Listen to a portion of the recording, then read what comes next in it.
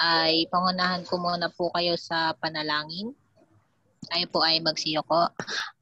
Aming Diyos na makapangyarihan sa lahat, at kami po muli ay nagpapasalamat sa panibagong Sabado na naman na muli niyo po kami pinagtipon-tipon upang kayo po ay papurihan, sambahin sa gabing ito. Patuloy, Panginoon, na itinataas po namin sa inyo ang aming mga kapatiran na hindi pa po nakapag-join. Alam niyo po ang kanilang mga ginagawa, Panginoon, at patuloy niyo po silang patnubayan. Patuloy, Panginoon, na itinataas din namin sa inyo, Panginoon, ang bawat isa, lalo na po yung mga aming mga internet connection, mapa-data man po ito or Wi-Fi, ay patuloy, Panginoon, na palakasin niyo po upang hindi po maging hadlang ito, upang hindi maging tuloy-tuloy po yung aming gawain. Patuloy na tinataas ko rin po sa inyo, Panginoon, ang magbibigay po ng mensahe ngayong gabi sa aming mahal na Pastor June. Patuloy, Panginoon, na bigyan niyo po siya ng kalakasan at patuloy na karunungan sa pagbibigay niya po palagi sa amin ng mga aralin at mga inyong salita, Panginoon. At patuloy na isabuhay po namin at bigyan niyo kami ng karunungan na maitimo ito sa aming mga buhay at magamit po namin ito sa pang-araw-araw. At minamang po aming samat dalangin sa tanging pangalan ni Jesus. Amen. Good evening po muli sa bawat isa. Good evening po, Pastor June, Sister Elaine, Mayan, Joshua. Habang wala pa po yung iba, bali mag-start na rin po tayo para sa magpaawit na pangunahan po tayo ni Sister Elaine. Sister Elaine. Magandang gabi po sa lahat. Pasensya na po kayo, wala kaming ilaw, boses na lang. Let's worship the Lord with all our hearts. Let's give it our heart to the Lord. Ang una ko pong kakantahin is Goodness of God. I love you, Lord, for your mercy never failed me. All my days I've been held in your hands. From the moment that I wake up until I lay my head, oh, I will sing of the goodness of God. All my life you have been faithful. All my life you have been so good. With every breath that I am able, oh, I will sing of the goodness of God. I love your voice. You have led me through the fire and darkest night. You are close to one another. I've known you as a father, I've known you as a friend, and I have lived in the goodness of God. All my life you have been faithful. All my life you have been so good. With every breath that I am able, oh, I will sing of the goodness of God. 'Cause your goodness is running after me. Your goodness is running after me. With my life laid down, I'm surrendered now. I give you everything. 'Cause your goodness is running after me. Your goodness is running after me. When my life laid down, I'm surrendered now. I give you everything. With my life laid down, surrendered now.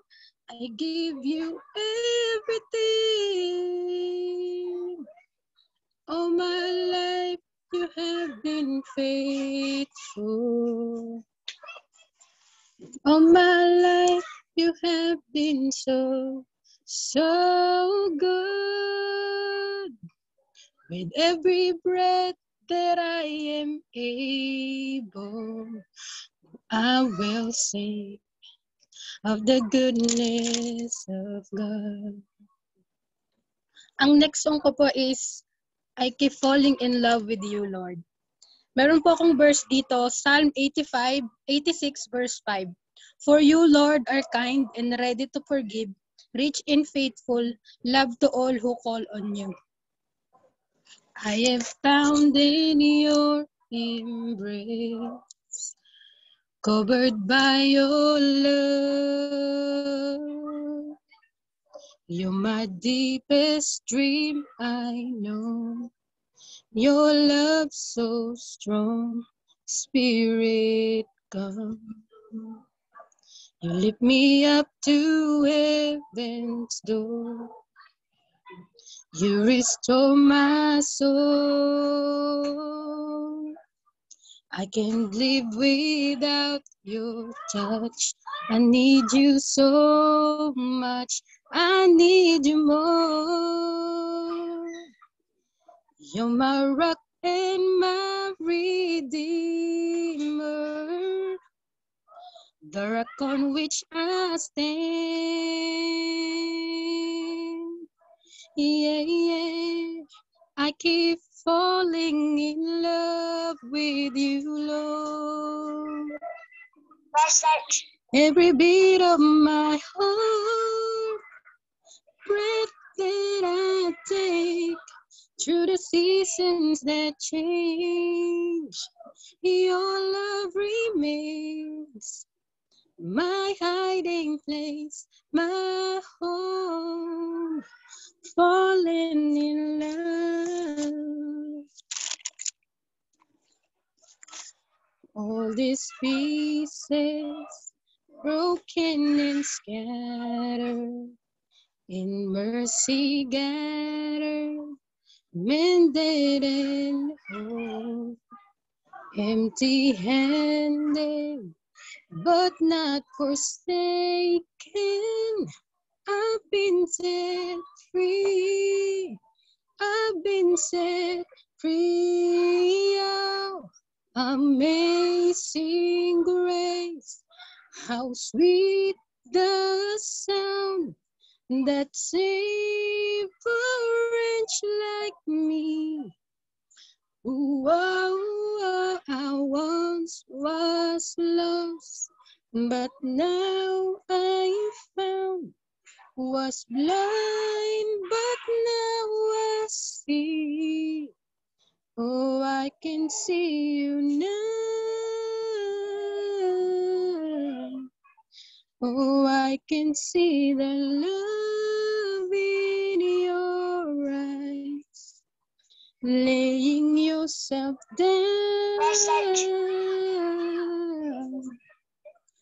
raising up to broken to life. You take our failure, you take our weakness, you set your treasure in jars of clay. So take this heart, Lord, I'll be your vessel. I've been set free. Your love in me, oh, amazing grace. How sweet the sound that saved a wretch like me. Whoa, I once was lost, but now I found. Was blind, but now I see. Oh, I can see you now. Oh, I can see the love in your eyes. Laying yourself down,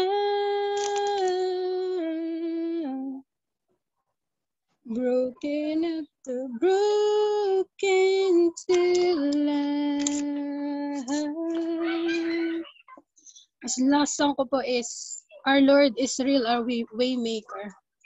So lift our hearts to the Lord. You are here, moving in our midst. I worship you. I worship you. You are here, working in this place. I worship you. I worship you. You are here, moving in our midst. I worship you. I worship you. You are here, working in this place. I worship you. I worship you. Waymaker, miracle worker, promise keeper, light in the darkness. My God, that is who you are. That is who you are. Waymaker, miracle worker, promise keeper, light in the darkness. My God, that is who you are. That is who you are. You are here, touching every heart. I worship you. I worship you. You are here, healing every heart. I worship you. I worship you. You are here, turning lives around. I worship you. I worship you. You are here, mending every heart. I worship you. I worship you. Waymaker, miracle worker, promise keeper, light in the darkness. My God, that is who you are. That is who you are. Waymaker, miracle worker, promise keeper, light in the darkness. My God, that is who you are. That is who you are. Even when I don't see it, you're working. Even when I don't feel it, you're working. You never stop working. You never stop working. Even when I don't see it, you're working. Even when I don't feel it, you're working. You never stop working. You never stop working. Waymaker, miracle worker, promise keeper, light in the darkness. My God, that is who you are.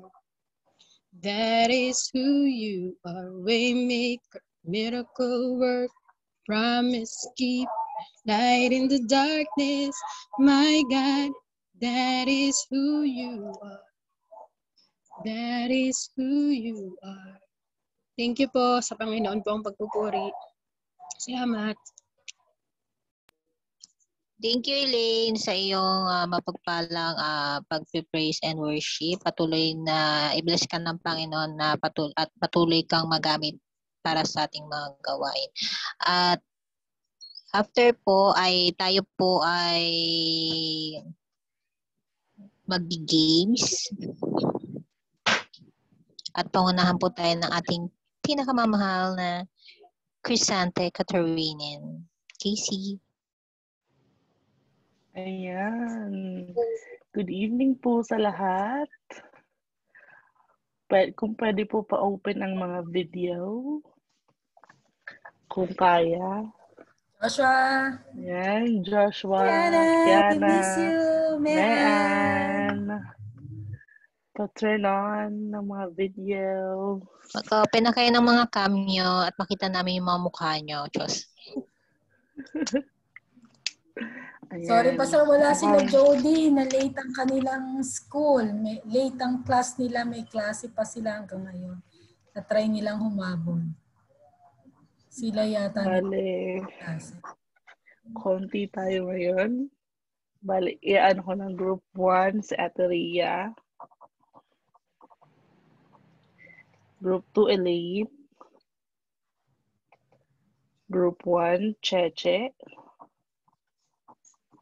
Group 2, Mean. Joshua. Yan. Joshua, Okay. ba? Mag-video. Josh.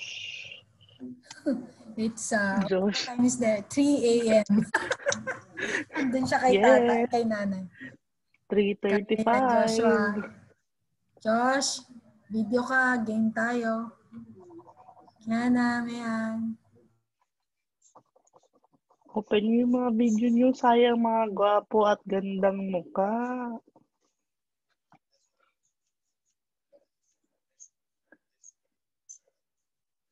Hindi ata sila nakaano. Bale may nahagilap na naman akong bagong game. talaga re-research ko talaga. para hindi pare-parehas every time. 'Di ba? Ngayon naman, ang aking pag-game is i-guess nyo kung sinong Bible character using emojis. Okay? Every number, merong limang emojis. Tapos, gamit yung 5 emojis na yun, i-guess nyo kung sinong Bible character. 5 na character per group. Tapos, i-guess nyo within 3 minutes. Okay ba tayo? Nakamute ka, ate. Sana ano yung emojis dito sa sa Zoom. Hindi, may papakita ko. Oo. Ah. Papakita ko. Tapos kung Ayun na. character yun. Oo. Bali, 5 kada group. Bali, ang group 1, si Ate Rhea, Cheche, and Joshua. Tapos, group 2, Elaine, Mean, and Kiana. Oh, wala si Pastor. Tama. Wala si Pastor. Teka. Mag-on na kayo ng mga video nyo, Elaine, Joshua, Cheche, Mean, Kiang. Ang mga Crisanten, video. ang linaw ko, tingnan mo, oh. Okay lang yan. Okay lang yan. Pag ganyan, Dapat ang kandila, ayan, wow. Parang natatakot ako sa sarili ko. Okay lang yan. Hindi yan. Yung iba ayaw magpakita ng kanyang mga gwapo at magandang mukha. Evening, Mean. Hello, baby girl. Ay, hindi po gumagana yung cam. Hindi daw gumagana yung cam niya. Okay. Sige, basta ka na lang. Oo nga, ayun o. Sira nga yung cam niya. Toink.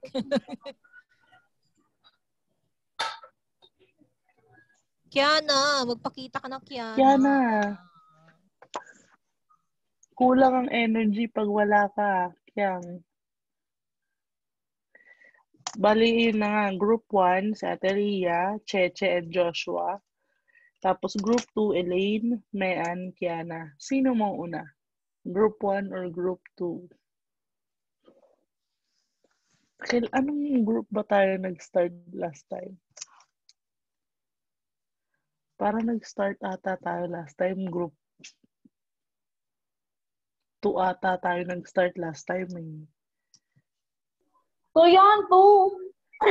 Oh, Ba't hindi ka nag-on ng camera? Ngayon, Mag-on ka ng camera. ngayon umaapila ka, hindi ka naman nagpapakita ng cam. Ang pwedeng umapila yung may cam. Mag-on ka na kasi ng camera. Kiana Ashley. Alam ko, pagod lang yung utak mo, Kyang, pero hindi naman haggard yung face mo. Alam ko maganda ka pa din. Gusto ko yun. Gusto ko yun. Gusto ko yun Maganda yun. Yeah. Utak lang ang napapagod. Bagong pick-up line yun. Basta wag ang puso. Yeah. Ay! Maano ang puso? May pahabol! Doon kasi nag-glow yun Yung pag yung puso mo yung medyo blooming din yung puso. Ay nang yung utak medyo napapagod talaga yan. Natural lang. Wag lang ang normal. Araw-araw napapagod ang utak. Ang puso wag araw-arawin. Di ba, Che? Ang pera marami. Yes. Pero ang pasensya, konti na lang. Konting. Parang parehas naman natin konti. Paano pag parehas konti na lang? Ayan na. So, una na ngayon ang group 1. Ayan. So, i-share screen ko na. Group 1.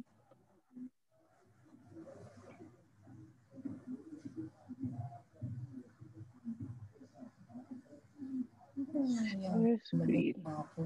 Ang gagawin na ano ko dun sa mo? Emoji. Ano yung emoji? Yun na nga. Ano parang? Hindi.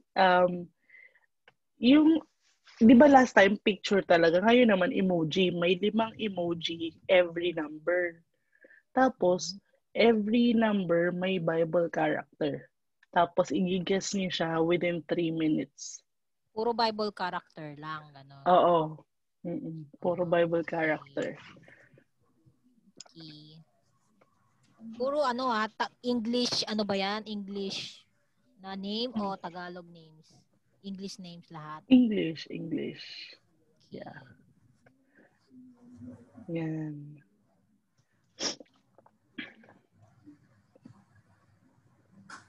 Anon ko yung timer. Ayan, 3 minutes. Nakikita niyo na ba? Ganon. 1, 2, 3. Ano yan? Pants, apples, in love, shock. Si Adam. Yes. Okay. Ay, ang galing. Number 2. David. Sino bang sheep? Sino ba yan? Sino bang shepherd? Ang magaling ko. Sinabi mo na siya, ate. David, di ba? David, yes. Okay. Yes. Galing. Number 3.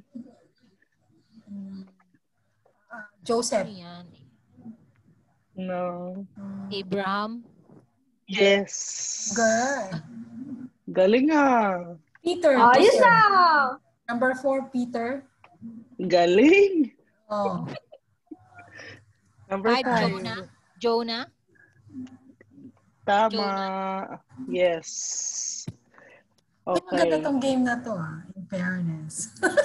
Yan. I like Ang it. bilis Ang galing.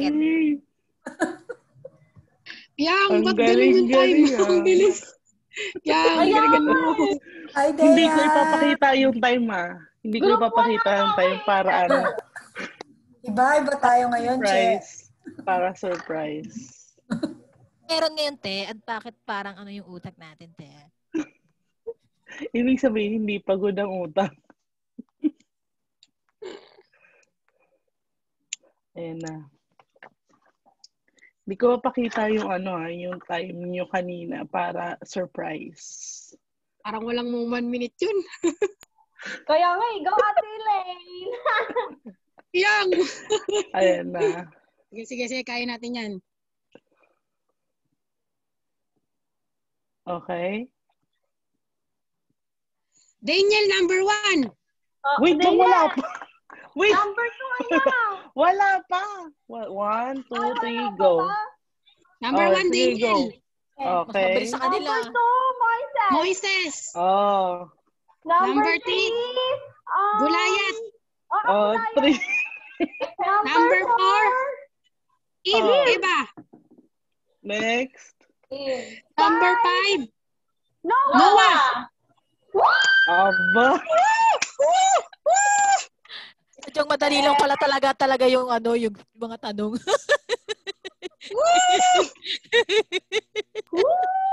Kala ko naman, talaga marunong na tayo. Kaya nga, tsamba lang pala yun, te. Naayon lang pala sa question yun, te. Bibilip na sana tayo. Malay mo, panalo kayo. Biglang pala yun eh. Kala ko nasa na tayo, intermediate na. Bale, ang nanalo ay group 2.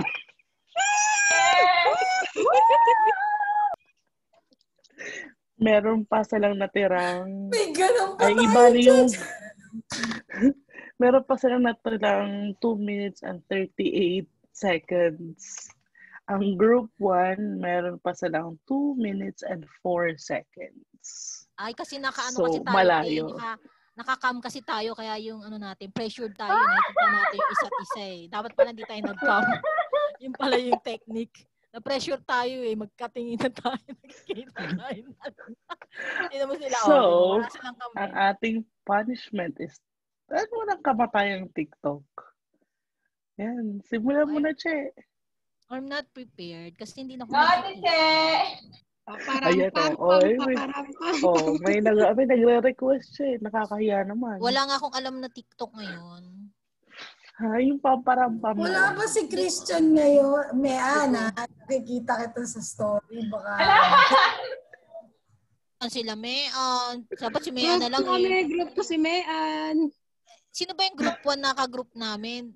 Si Joshua. Uy, Joshua, tulong ka, Joshua. Uy, Joshua, andyan ka ba? Mukhang nakatulog pa. Naka-on pero tulog.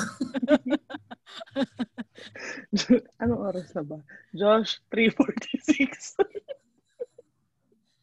Kape-kape, Josh. Ano na? Sino na magti-TikTok?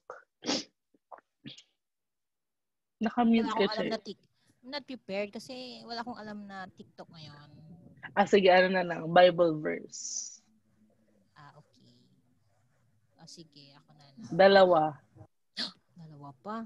Ay, 3 na lang para I love you. 3? Isa na yung kabisado ko na. Sige, may utang ka na lang. Sige, una-una. Filipos 4:6. Hiningin nyo sa Panginoon. Ay, huwag kayong mabalisa sa anumang bagay. Sa halip, ay hingin niyo ito sa Panginoon na may hilingin nyo sa Panginoon na may panalangin, may pasasalamat. At ano ba isa? Matthew 7:7. Humingi kayo at kayo bibigyan. Humanap kayo at kayo makasusumpong. At kumatok kayo at ang pinto'y bubukas para sa inyo. Yun lang. Yung Ate Ria. Okay. Psalm 16:8, I will not be shaken. And Exodus 14:14, the Lord will fight for you. All you have to do is keep still. And maiksi lang. Ganda yun na. Ayan, Joshua. Fight for you. Nakakaano ka ba, Joshua? Mukhang tayo niya lang, pero... Mukhang nakatulog ulit. Nakahiga siguro to. Nakahiga. Na-open niya yan, pero nakatulog. Siguro naka-on yan. Oo. Ayan, thank you po sa pag-participate. Thank you, baby girl, sa iyong pag-games na napakadali. Nakala namin napakahirap. Nung pala napakadali lang pala. Hindi kasi, di ba sabi niyo, hindi pwedeng lagi mahirap ang pag-games ko. Kaya masyado na kami bumilib sa sarili namin. At after po niyan, at ready na po tayo makinig sa salita ng Panginoon na yahatid po ng ating mahal na Pastor June. Pastor June, good evening po, Pastor June.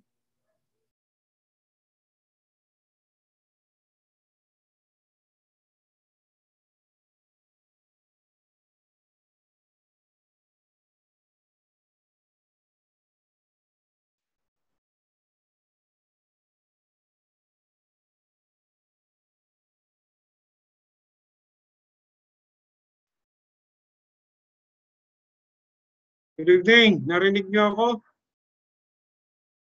Opo, Pastor. Thumbs up nga kung narinig niyo ako. So, medyo kagulo yung aking iPad. Nawala yata yung... Kaya iba tong aking... Hindi ko kabisado tong iPad, yung laptop eh.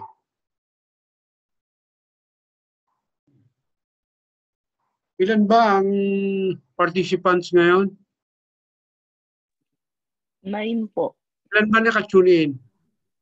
Bakit Siyam hindi po, naka-appear siyam. dito? Siyam?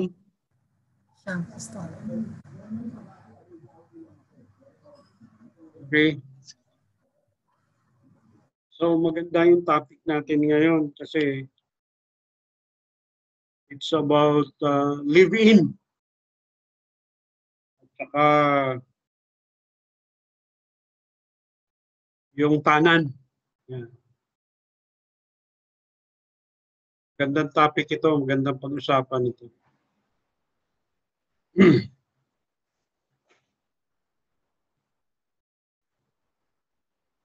So sa ating bansa o sa ating lipunan ay pamilyar ang mga ginagawa ng ilang mga kabataan. Lalo na ang tinatawag na pagtatanan. At alam natin yan kung ano yan. Pero I have to explain it further para maintindihan natin, lalo na sa mga kabataan. Medyo palasak ngayon ito sa mga panahon sa panahon ngayon, itong tanan at saka yung live-in. Pagkatapos ng magtanan, tatakbo sa west para sa madali ang kasal. Pagkatapos ay uuwi sa mga magulang para sa formal na kasal sa simbahan. At masyadong palasak ito. Ang gawain ito ay natutukso din ang mga Kristiyano na gawin ang mga bagay na ito. Ang malaking tanong ay tama bang magtanan? Tama ba na mag-live-in? Maaaring magawa ba ito ng mga Kristiyano? Pwede. Ito ay paulit-ulit na tinatanong. Kaya ang pagtatanan ay pumupukaw sa imahinasyon ng isang pagpapakita ng katapangan. Pagpapakabayani alang-alang sa pag-ibig. Yan. Pagpapakabayani alang-alang sa pag-ibig. Ito ay may bahid ng romansa. Ang dalawang taong labis na nagmamahalan, ngunit pinipigilan malubos ang kanilang kaligayahan ng mga mapili, kritikal, at di maunawaing mga magulang. Ito ang dahilan kung bakit may mga kabataan, maging ang mga Kristiyanong kabataan ay natutukso sapagkat kapag merong pumipigil sa kanilang kaligayahan, lalo na kung mapili ang mga magulang, kritikal at hindi maunawain, karamihan sa mga bata ay tumatakas tungo sa isang kalayaan na ang paniniwala ay ito lamang ang tanging paraan para magkaroon sila ng kalayaan sa pag-ibig. Sa panahon natin ngayon, nung araw napakahirap kasi ang mga bata ay limitado ang kanilang pagkilos, no? Masyadong bantay sarado. Lalabas ka lang ng bahay, sinusundan ka kaagad. Pero ngayon, ay napakadali na. No? Medyo madali na. Kapagkat malayang nakakapunta ang mga bata kung saan-saan. At napakadali nang magtanad sa panahon natin ngayon kasi malaya nang lumabas eh. Lalo na nilift up na yung ating ang protocol ay medyo magaang na sa panahon ngayon kasi may vaccine na at hindi na masyadong mahigpit. Kaya malaya na yung mga kabataan na magpunta kung saan-saan. At sa kaunting tulong ng dumadamay, tumutulong ng mga kaibigan na isa sa katuparan yung kanilang mga plano, lalo na kung tinututulan ang kanilang mga relasyon. Ang sabi ng statistika, sa isang lokal na rehistro, ang konserbatibong tala na nasa 100 ang 10. No? Ang bawat 100 ay mayroong 10 na tanad. Sa isang lokal na iglesia, nakatala ang isa lamang ang kasal sa 10 taong itong pagkatatatag. Hindi dahil sa walang mga nag-aasawang kabataan, marami ang nagsisipagkasal ngunit sa kanilang sariling pamamaraan o yung tinatawag na tanan. So ang pangunahing dahilan ng pagtatanan ng mga kabataan ay ang pagtutol ng mga magulang. No? Pag tinututulan, lalo na kung mayroong mga tinatawag na arrangement. No, may mga magulang kasi na sa Biblia alam nyo, sa Biblia ang nag-a-arrange ng marriage mga magulang. No, biblical 'yan, no, biblical. At yan ay makikita natin sa simula't-simula pa nung si Isaac ay mag-asawa ay may arrangement, no? Si Abraham. At ang gusto ni Abraham ang nasusunod para sa kanyang anak. Pero sa panahon natin ngayon, pagka may ganong mga arrangement, lalo na kung hindi nila alam na mayroong karelasyon ng kanilang anak, ay nauwi sa tinatawag nating tanan. Dahil tinututulan ang mga desisyon ng mga magulang. So, pagka mayroong pagtutol ang mga magulang, ay nangyayari ang mga bagay na ito. At mayroong kwento tungkol dyan, yung kaso ni Eddie at ni Laura. Si Eddie ay 19 years old na gulang. At sa ikalawang antas ng kolehiyo. At si Laura naman ay nagtapos ng high school. No, ang magkasintahan na hindi makapagkita ng hayagan dahil sa takot sa ama ni Laura. Ngunit maingat na pinagpaplano. Nakatakas sila sa kanilang baryo at nagkita sa lungsod. O na hindi sila mapansin sa karamihan ng mga tao. Ngunit isang araw, isang kaibigan ng tatay ni Laura ang nakakita sa kanila at nagsumbong. Sobra ang naging galit ng ama. Binugbog niya si Laura at halos pasa-pasa ang buong katawan ng dalagita. At ang sabi ni Eddie, inaya niya si Laura na tumakas. At ang pakiusap ni Laura habang umiyak, dalhin mo ako kahit saan. Yun ang mga dahilan kung bakit nangyayari ang mga bagay na ito. Lalo na kung mayroong mga pagtututol. No? At hahantong sa mga pananakit.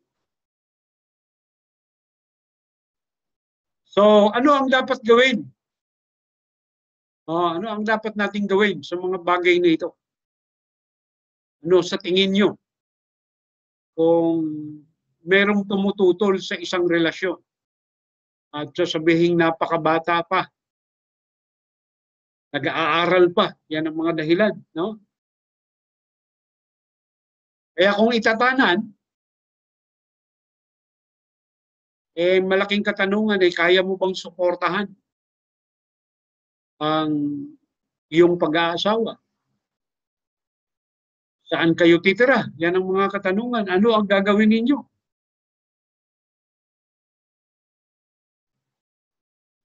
At maaaring sabihin ng babae, papatayin ako ng tatay ko.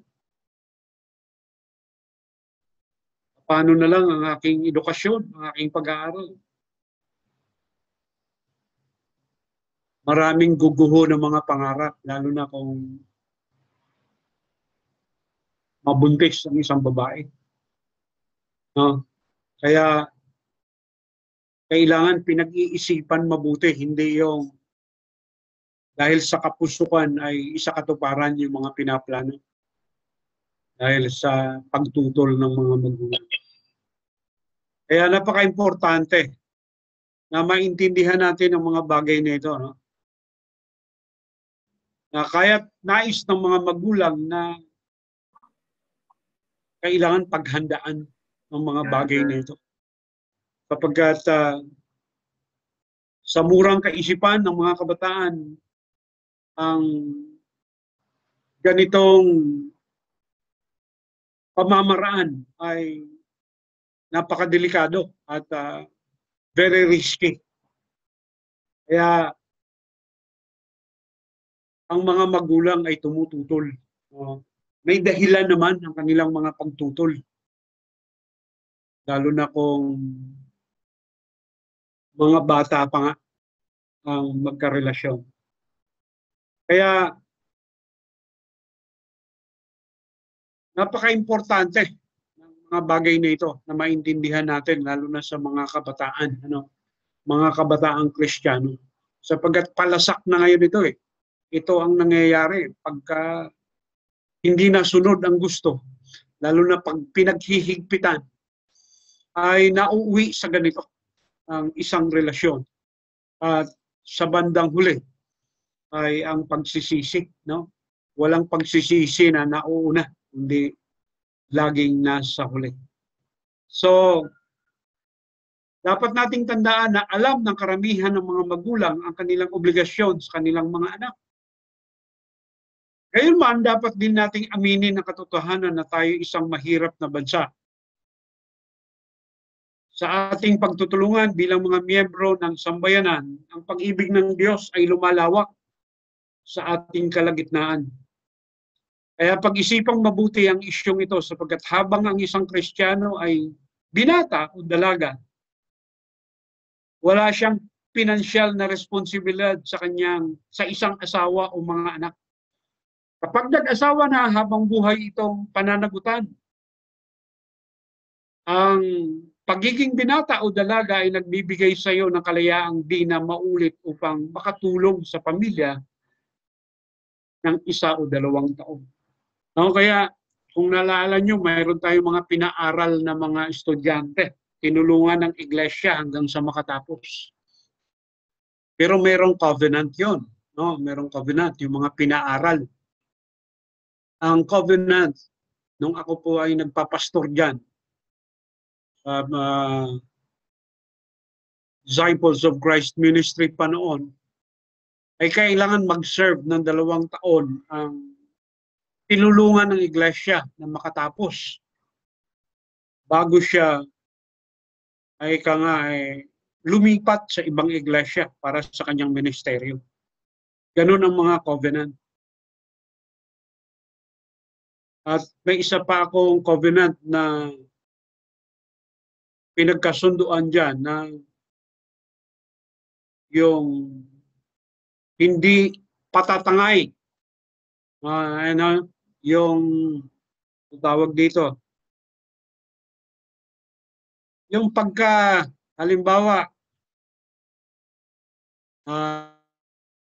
ikaw ay ginagamit sa church. Ginagamit ka sa praise and worship, sa Sunday school ng mga kabataan. Pag may nanligaw sa'yo na taga-ibang church, no, karamihan, pag ikaw yung babae ka, natatangay ka, no? Kumbaga sa inaagaw ka sa iglesia, napupunta ka sa iglesia ng asawa mo, ng magiging asawa mo. Kaya nagkaroon ng kasunduan na kailangan hindi ka maagaw. Ikaw ang mga-agaw. Ewan ko kung naalala nyo yung covenant na yan. No? Kasi, iisipin mo, dinisciple ka ng pastor sa mahabang panahon. Pagkatapos, nung maligawan ka at nagkagustuhan kayo, bigla ka na lang kinuha dun sa ministry. Di ba masakit yun? No? Masakit yun sa mga nag-aalaga ng tupa.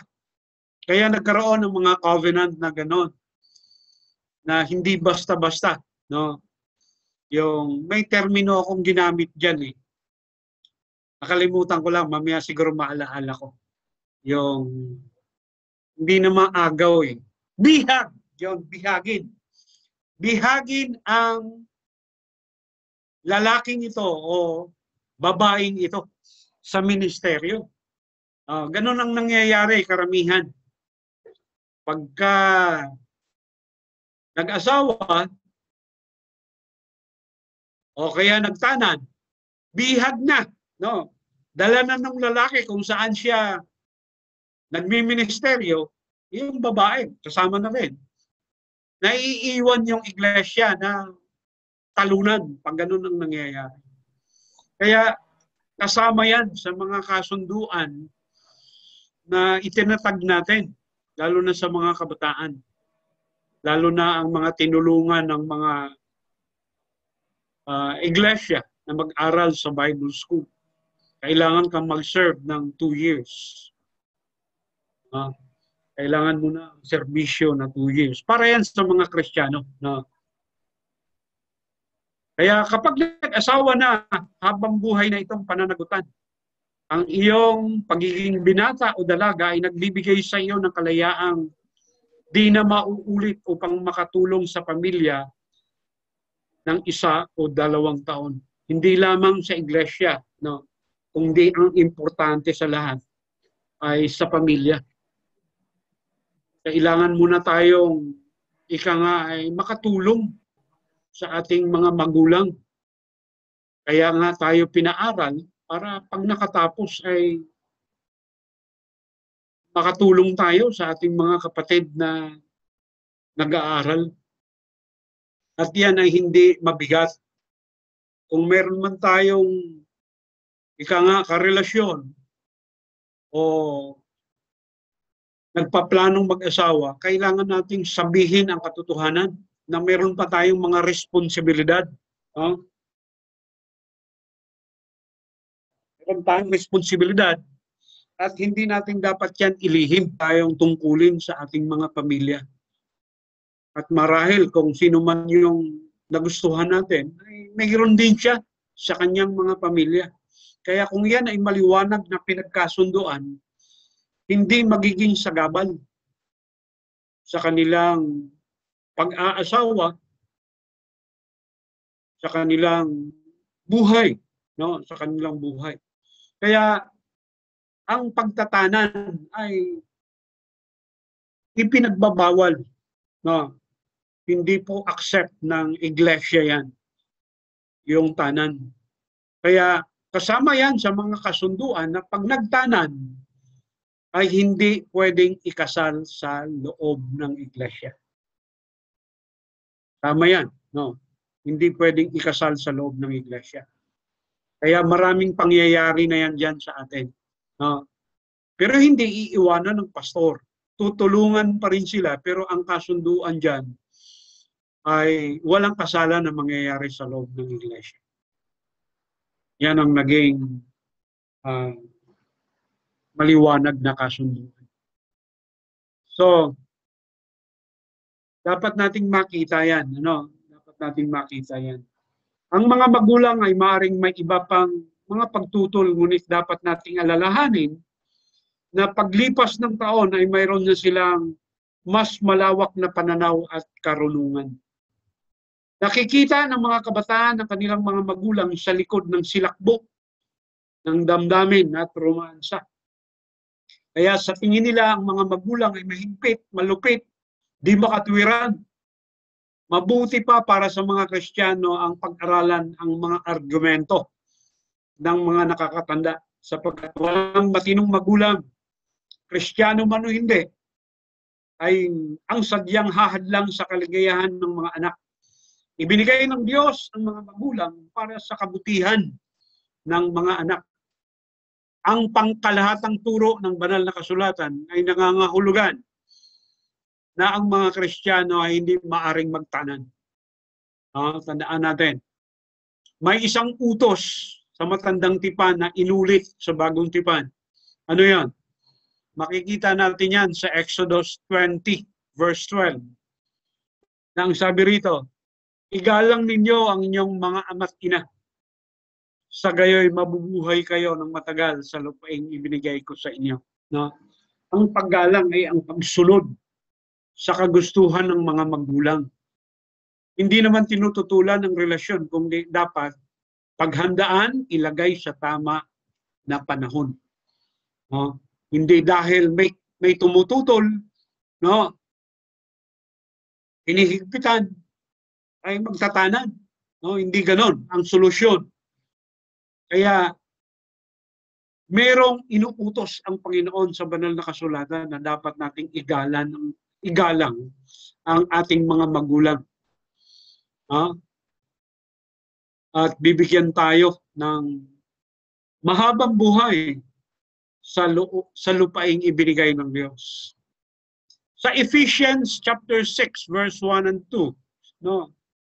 Umalingaw-ngaw yan, nag-echo yang kautusan na yan sa Efeso 6:1-2.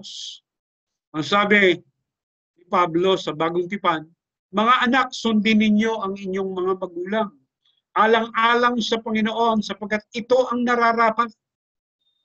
Igalang mo ang iyong ama at ina, ito ang unang utos na may pangako upang mapabuti ka at humaba ang buhay mo dito sa lupa. Umalingaw-ngaw yan, nag-echo yung kautusan na yan from the Old Testament to the New Testament. At dapat nating pahalagahan bilang mga Pilipino ang mga pagpapala ng mga magulang. Hindi lamang ito kultural, kundi biblikal. Isang pagpapahalagang dapat na ipagpapatuloy. Ang mga pagtutol ng mga magulang sa pag-aasawa ay dapat pag-isipan at bigyang konsiderasyon. Maaring ito ang paraan ng Diyos, ang magpakasal, marahil ang isyu ay katatagan sa pagiging handa o ang kita ng dalawa. No? Napakaganda na nakahanda ang lahat. No? Nakahanda ang lahat. Napakasarap nung nakatapos kayo sa isa't isa ng iyong karera. At napaghandaan nyo mabuti ang pagpapakasal. At yan ay kasama lahat sa mahaba na preparasyon. Hindi naman yung very long engagement. Hindi naman tayo doon sa masyadong mahabang engagement. Kasi maraming mahabang engagement na nauwi din sa wala. No? Nagkakatabangan sa bandang huli. So kung handa na ang bawat isa, ang bawat panig, ay dapat nang iset. No? Iset mabuti. Hindi yung iset ang pagtatanan kasi may tumututol. At ito ang tanging paraan para ika nga masolusyonan ang mga arguments sa pag-aasawa. So, ang kawalang kakayahan ng magkasintahan na makahanap o magkaroon ng sariling tahanan ay mangangailangan ng konti pang paghihintay. Yung preparation, no? Yung preparation talagang napakahalaga. Marami ang nag-aasawa na minsan hindi pa handa. Kumbaga sa ang babae hindi pa tapos, hindi pa nagsawa sa kanyang pagkadalaga.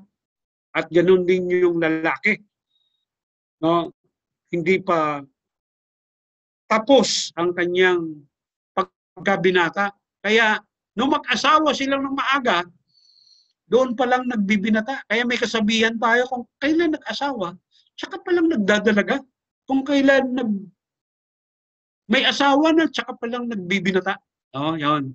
Dapat nakahanda na lahat, nakaset na lahat para magkaroon ng magandang kinabukasan. Pag ikaw ay sawa na sa pagkabinata at pagkadalaga, nakafocus ka na doon sa relationship na pinag-aralan at pinag-isipan mabuti. No? So, sabi rito, marahil ay meron bang ibang mga hadlang na magre-resulta ng pagsasamang hindi magiging lubos, maligaya at maayos. Ang pag-aasawa minsan lang magaganap sa buong buhay ng isang binata at dalaga. Ang magdala ng kalungkutan sa isang pamilya at sa ating mga mahal sa buhay ay dahil dito lumilikha ng kirot at kalungkutan sa ating buhay may asawa ng matagal ng panahon. Mahalaga sa atin ang kanilang pagsasang-ayon at suporta. No? Sa kabila ng ipinagyayabang na pansarili at kalayaan nating mga Pilipino, ang ating mga magulang at kamag-anak ay kasama pa rin sa konteksto ng isang buhay at pagmamahalan. Ang pagtatanan, gaano man kaingat gawin, ay magdadala ng kahihiyan sa pamilya ng babae. Kahit na ang nagtanan ay dumiretso sa huwes o sa ministro upang magpakasal, ang chismis at iskandalo ay hindi maiiwasan. Ang masama pa kung minsan, dahil ang pagtatanan ay ginagawa sa gabi o sa lungsod, malamang na ang mga pagtatalik ay nagaganap bago pa magpakasal. Hindi ito chismis. Hindi ito chismis. Ito ay totoong mga pangyayari. May mga pastor, may mga pastor, lalo na yung mga pastor na naka-assign sa atin, hindi lang ako babanggit ng pangalan. Sa kasi yan, lumalabas sa marriage counseling. Sa marriage counseling, tinatanong yan, yung party na yan. Gaano na ba kayo katagal na magkasintahan? Kumusta ang inyong relasyon? Off and on ba? O nagpapatuloy? Simula't simula pa? Mga ganun ang tanong sa pastoral counseling. Hanggang sa darating na meron na bang deposito? Yan. Nagalaw ka na ba? Yan. Nagkaroon na ba ng contact? At alam niyo kung ano nagiging resulta niyan. Kasi sa isang manggagawa, sa isang pastor, hindi ka pwedeng magsinungaling. Aamin ka talaga kung mayroong mga earlier na mga pangyayari. So, marami ang nasususpinde in pastoral counseling, marriage counseling. Maraming mga pastor yung hindi nakapaghintay ng tamang panahon. No? So, maraming mga pangyayaring ganun. No? May mga pastor na naalis sa kanilang mga ministry na disiplina dahil hindi nakapagpigil sa sarili. So, napaka-importante na ang pagtatanan, gaano man kaingat gawin, ay magdadala ng kahihiyan sa pamilya ng babae. Kahit na ang nagtanan ay dumiretso pa sa west o ministro upang magpakasal, ang chismis at iskandalo ay hindi maiiwasan. Ang masama pa, dahil ang pagtatanan ay ginagawa sa gabi o sa lungsod, malamang ng pagtatalik ay nagaganap bago pa magpakasal. Hindi nakakasorpresa ito, no? 45% sa mga nag-aasawa ay nagkakaroon ng anak bago pa dumating ang ikasyam ng buwan. No? Kaya meron kanta na Here Comes the Bride, 2 months inside. Di ba? Naririnig nyo yan? Here comes the bride, 3 months inside. Malungkot yung mga ganon, mga ganon. Lalo na kung ikaw ay Kristiyano at isang manggagawa. Kaya iniiwasan natin yan, ano? No? Iniiwasan, dapat iwasan. At ang kahuli-hulihan ng pagtatanan ay nakasisira sa patutukong Kristiyano. Ang Diyos ay ipinapahayag natin bilang katotohanan at pag-ibig at katapatan, mapupulaan sa mata ng ating mga mahal sa buhay ang buong komunidad o ang iglesia. At kapag tiningnan natin ang hinaharap, anong halimbawa ang ating maipapakita sa ating magiging anak? No? Anong magiging halimbawa natin sa magiging anak natin? Pag sila ay nagtanan, sabihin natin, kayo nga nagtanan. Kami pa. No? Yun po yung malungkot. No?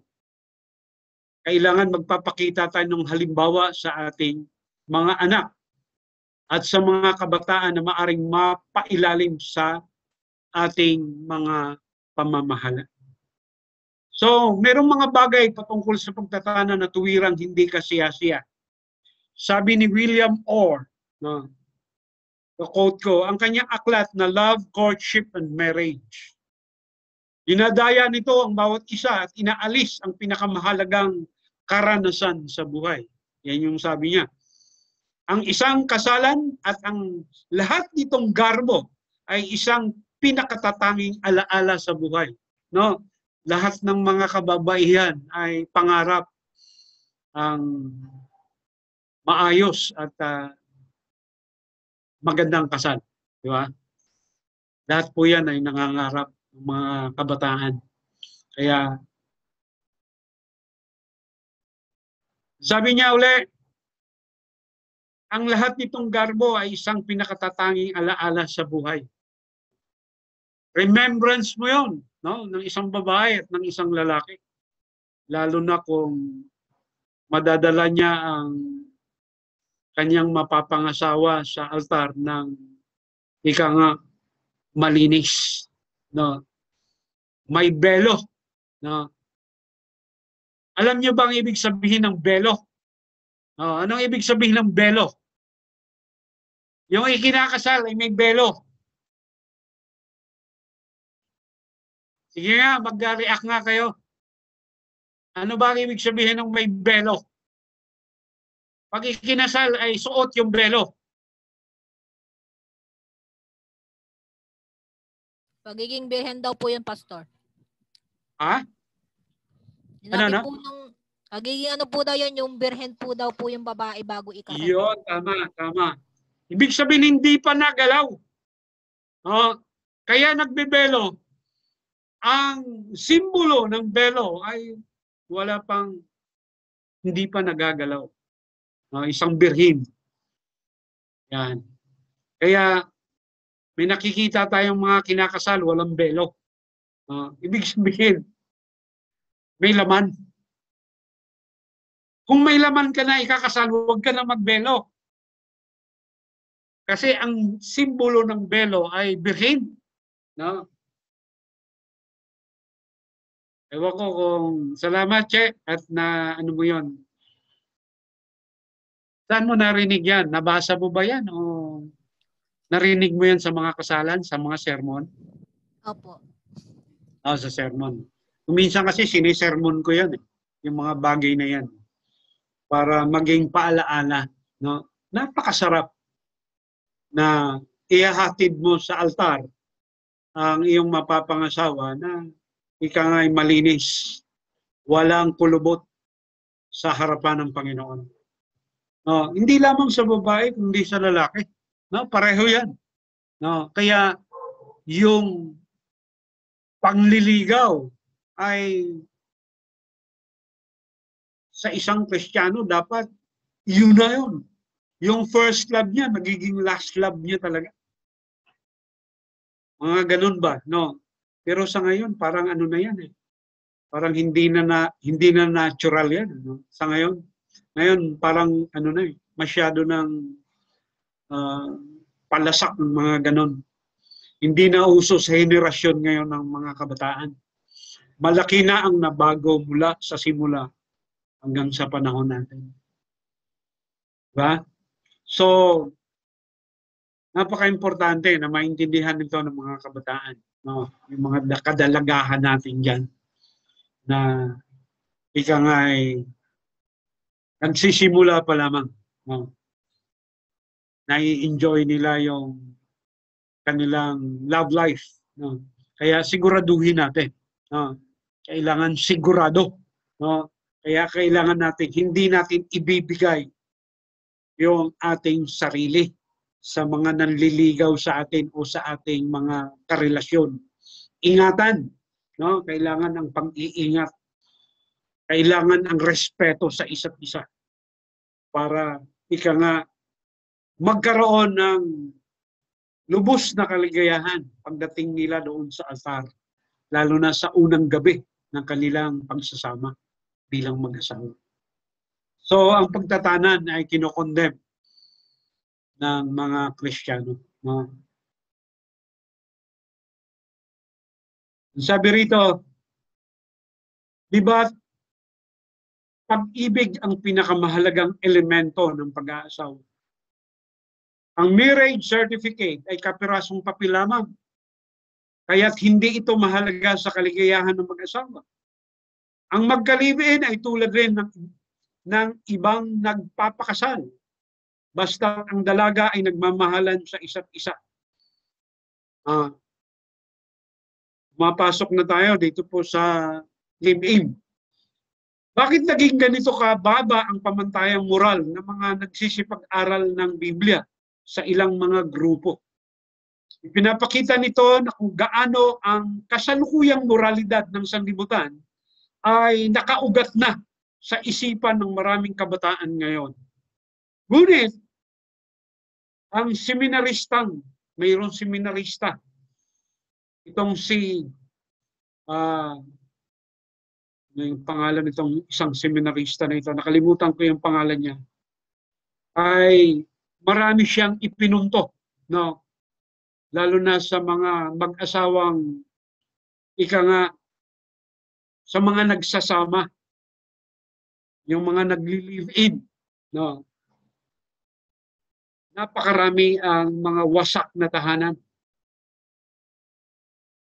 dahil sa live-in.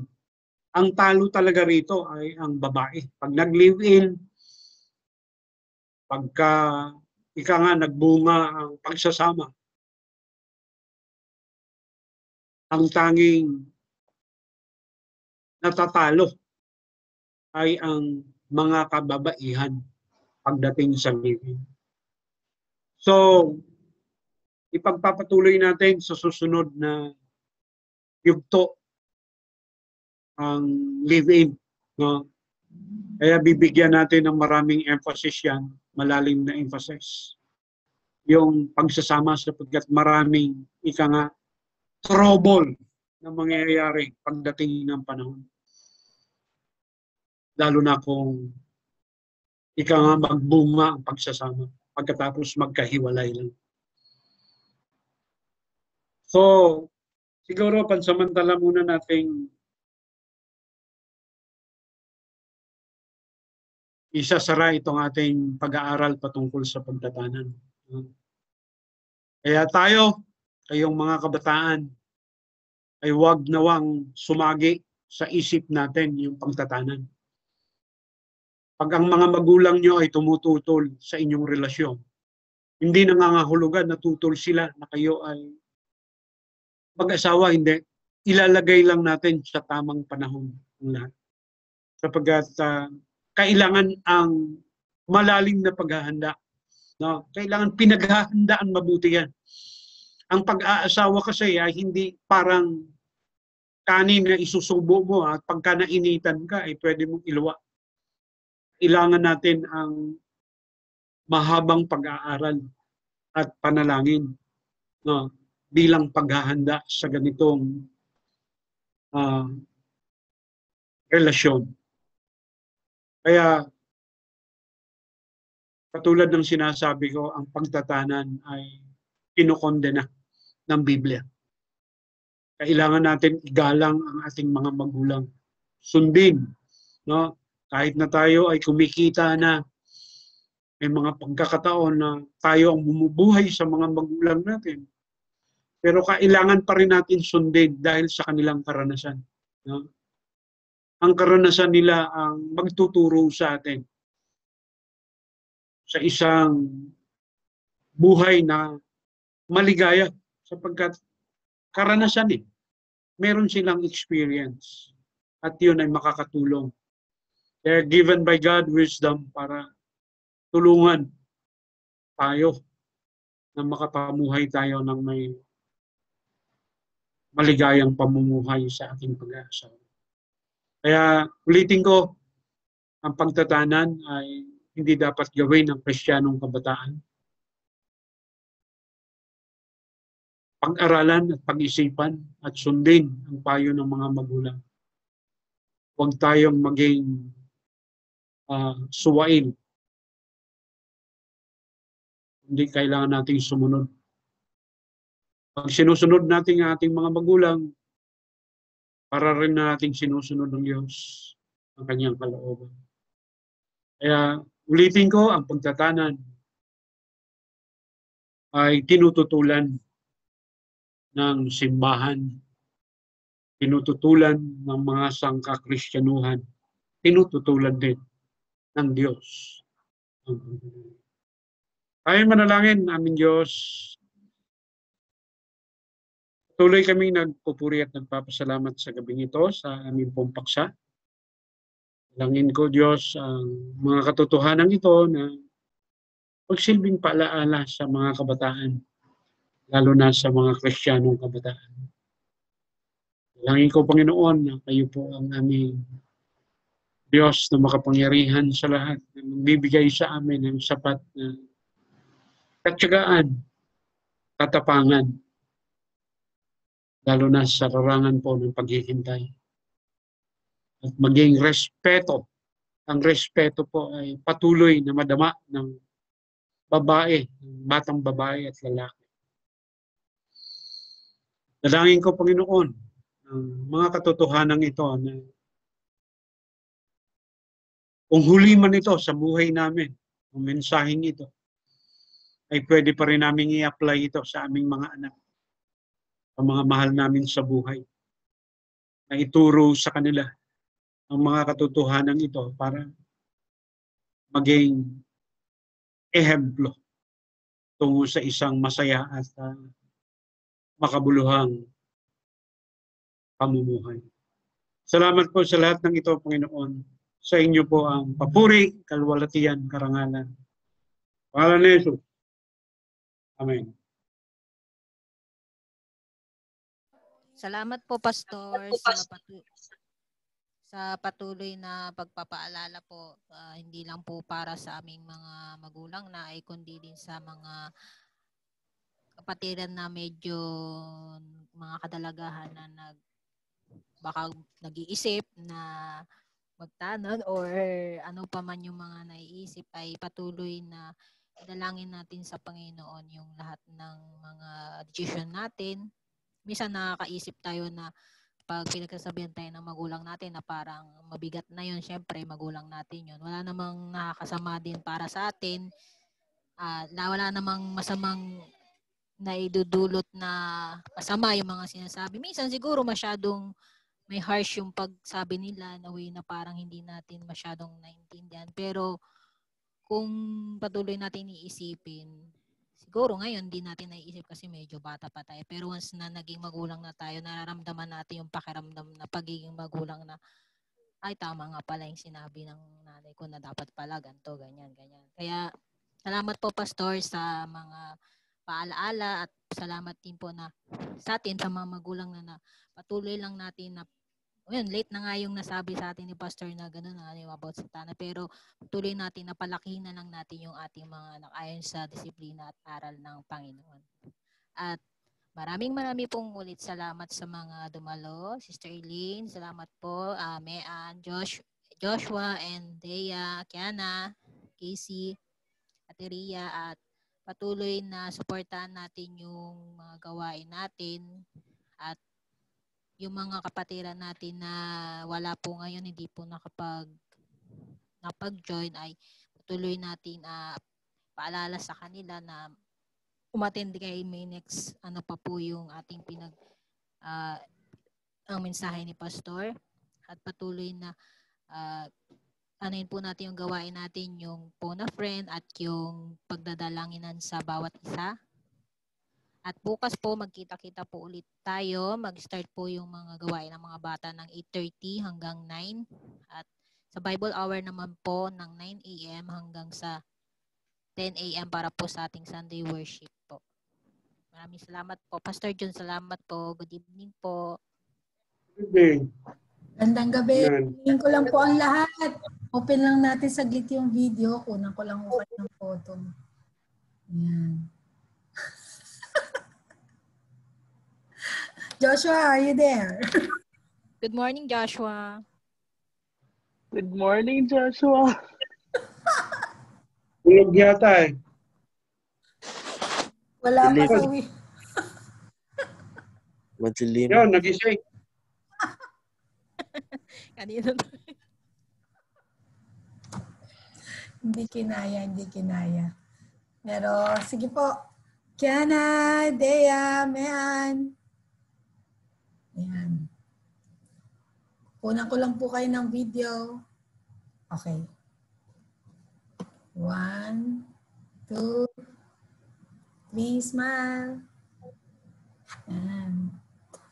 Andyan din po pala kanina, Pastor si JR, nawala lang. Oo, nakita ko kanina eh. Magandang gabi sa lahat. Humihina po kasi Good evening, po everybody. internet nila. Kaya nawawala-wala. See you tomorrow. See you tomorrow. Bye. Bye, Josh. Tomorrow. See you tomorrow. Maganda yung paksa. Narinig ka. Narinig ako.